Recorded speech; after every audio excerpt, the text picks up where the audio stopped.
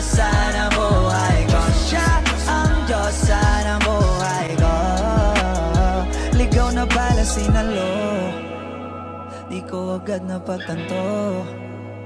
Di akalaing tatakbo, sadyang tumigil ang mundo nang bigla ka lang lumapit sa akin labi.